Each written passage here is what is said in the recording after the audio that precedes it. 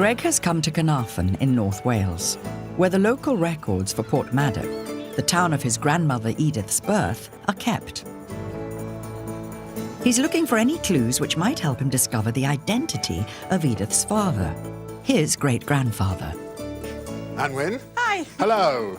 Nice to meet you. You too. I'm on the trail, I think, of my great-granddad, who had some children with Elizabeth Thomas, my great-grandmother. OK. I've been having a look through our newspapers and I think I found a little snippet that could be of use to you. So this is a copy of the Herald Cymraeg, which is a local Welsh language newspaper for 1907. And they're giant. That's the first thing I noticed. They are giant, yes. So this is an entry for May the 14th. You might be able to pick out a couple of words that are familiar. Well, not really. My Welsh isn't. No. But you might be able to spot Porthmadog, which is the area your great-grandmother lived. Ah, Elizabeth Thomas, yeah. And Snowdon Street, which is where she lived. That's right. Right. Unfortunately, I don't understand what it says fine. about I her. have got a translation for you, which you can take that. On the request of Mr. J. Jones Morris, William Owen of New Street was ordered to pay maintenance for the children of Elizabeth Thomas, Snowdon Street. So, William Owen is the name of my great-grandfather. It would seem so, yes. And that's a totally new name in this. So the butcher was made up. And that won't mean anything to you, but that would have been a local scandal, do you think? Yes, probably.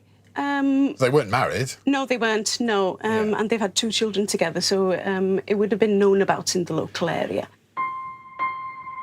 At the beginning of the 20th century, illegitimacy cases were not uncommon. But the court system did little to reduce the shame and stigma associated with being a single mother. Women seeking child maintenance, like Elizabeth, faced public humiliation as they were expected to testify against the father in court. I think we can take this a little bit further and have a look to see if we can find mention of that case coming up in the courthouse. Wonderful.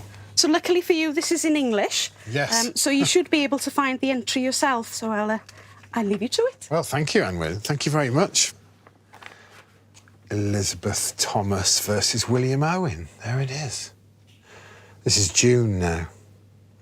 So the case is ongoing. Do you know, I think that says bastards. It can't, can it? It's actually bastardy with a Y. So they've gone back to court because presumably debt brought up. Yeah, he hasn't paid. Yeah, he's a very irresponsible father. It's what we've learned, I think. Now, already I'm softening towards Elizabeth and what she had to deal with. The amount due was now £1.12 6.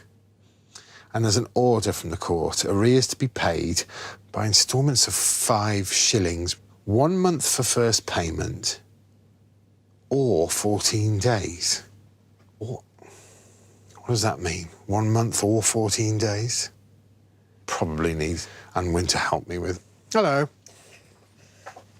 This is what I don't understand. Right. I'd assume that the 14 days would refer to a prison sentence for not paying the amount. Oh, so he would go to prison if he didn't pay the amount within the month. Of course, it's prison. Well, they were serious then. I don't understand why he hasn't paid her. He admits no effects, so he doesn't have the money to pay. So he hasn't... Right.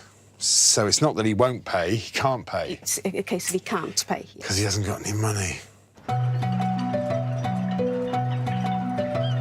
To follow the story of his great-grandfather William, Greg has come along the Welsh coast to Porthmadog.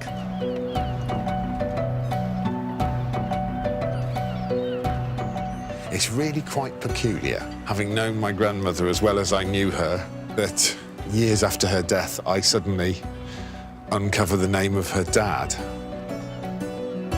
William Owen was never mentioned by our family, and the reason he was never mentioned by our family is because no one, apart from Elizabeth, my great-grandmother, I don't think knew who he was. So I would like to know more about him.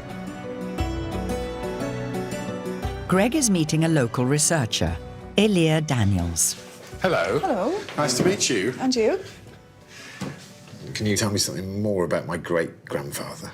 Yes, William Owen. Yes. Luckily for us, he did get mentioned a few times in the local newspapers. Oh, was that unluckily for him, though? Well, we shall see. The first mention is in 1901. So this is before my grandmother was born. Yes, a couple of years before. Interesting. Now then, there you'll see his name.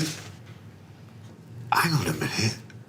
Well, I mean, straight away, that's interesting, because he was a butcher. Yes. And I've written the book. I'd written the idea of a butcher off. The fact that half-truth got passed down is so fascinating. Yeah. So William Owen, butcher, from Bank Place, was charged with having been drunk in charge of a horse and cart on the night of February the 12th. Catherine Carroll and Letitia Evans of Smith Street stated they saw the defendant leading a horse attached to a trap about 8 in the evening. Mrs. Carroll said she could not say he was drunk, neither could she say he was sober, but he was more drunk than sober. That's a great quote, more drunk than sober. Oh, that's good. Oh, William. Well, he was proved to have been drunk in charge of a horse, which I'm laughing at, but I suppose was fairly serious business in 1901. Yes, it wouldn't have been regarded lightly at all. Like it's drink driving, really, isn't it? The next article relates to an incident that took place up the road on Snowdon. What date's this, sorry? 1906. 06? So this is moving on a little bit. Now, my grandmother is now 2. Yes. Accident. A party of Port Maddoxites ascended Snowdon on Saturday night. Whilst ascending on Sunday morning after sunrise, William Owen, in trying to jump over some big stones, fell and seriously injured his leg. I don't want to sort of start casting aspersions, but was he... Climbing Snowdon on a Saturday night sort of suggests to me that maybe drink was involved. Yeah. He was probably trying to impress people. That's my gut instinct. But that might reflect very badly on me because I spent a lot of time as a young man showing off. The first thing that came into my head was he was a bit of a show-off. So interesting. We managed to get hold of his birth certificate. You can read that. So he was born in 1877? Yeah. That's his father is Evan Owen. Yep. And his mother is Elizabeth Owen, formerly Jones. Occupation of father. He was a farmer? Yeah. At Tremaddock. Yeah, that's right. Where's Tremaddock then?